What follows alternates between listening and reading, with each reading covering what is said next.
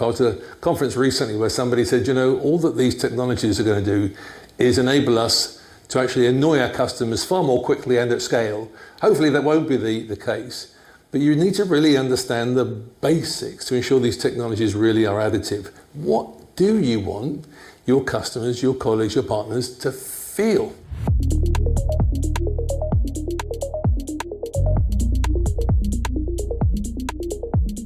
CX leaders really do need to be ready to work quite differently. Do you know, I've been involved in the field of customer experience for over 30 years, and I've seen the last 2 years have more changes than in the previous 28.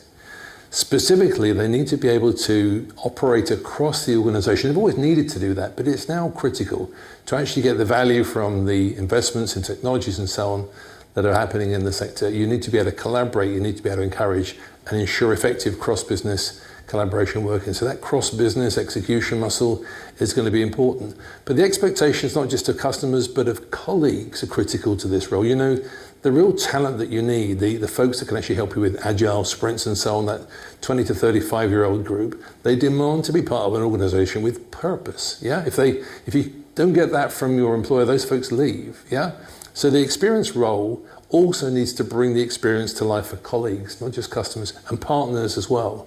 So you need to be really effective at that cross-business execution, but also working across those multiple stakeholder groups. So how you measure the effectiveness of the deliberately designed experience being persistently and consistently executed across your business, that's been a challenge since Fred wrote his book 15 years ago.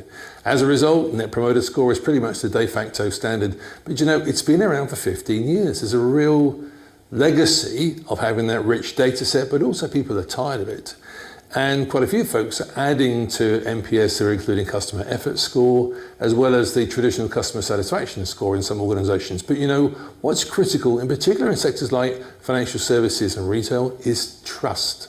Trust is really key to actually getting that loyalty and that advocacy and that repeat purchase. So some organizations are measuring something called Net Trust Score. Asking the question, would you recommend, gives you your Net Promoter Score, but does XYZ always have my best interests at heart? And using the same 0 to 10 point scale, Net Trust Score is starting to emerge as a measure that gives you a real handle on how much trust you're building with your key stakeholder groups. So how do you scale AI? How do you get AI started and scaled and embedded in an organization? That's going to be probably the single largest issue facing leaders across large, medium and small organizations in the world. The key issue for leaders, though, is how do you actually encourage folks to use those technologies, but also make sure that the business doesn't fritter away all those resources and those efforts. The organization I've seen that does this best is Coca-Cola. They've actually encouraged everybody, whether you're in building maintenance, in HR, in sales, to use these tools and technologies in your businesses and encourage folks to actually find ways, innovative ways to actually use them. And then they've got really rock solid traditional governance. So you fill in a one pager to say, we're trying to do this, we can't because this technology helps us to achieve it. And that governance group meets, they were meeting monthly, then every 2 weeks, they're now meeting weekly to review the stack of possible AI deployments. And a business that size only allows 5 initiatives at any point in terms of deploying AI.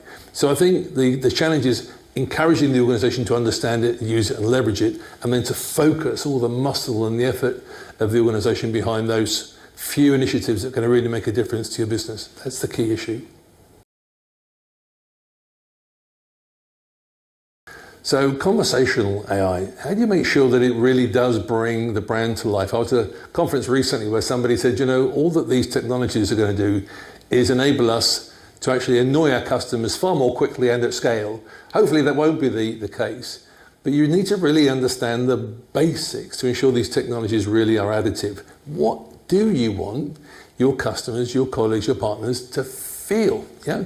And these conversational tools then need to be in support of that, and you need to be measuring that those emotions are actually being persistently and consistently delivered against it. So the technologies, you need to keep up to speed with what's happening. There are a few places that you can use to actually see what technologies are actually emerging and happening. You need to keep abreast of those, but you need to have clearly in mind what is it we're trying to achieve in terms of our experience goals, and how can each of these technologies support it, and then be really, really focused, not dazzled by the shiny new objects that are going to emerge. And they're going to be incredible technologies, but you need to be really clear about the basics. What are we trying to achieve?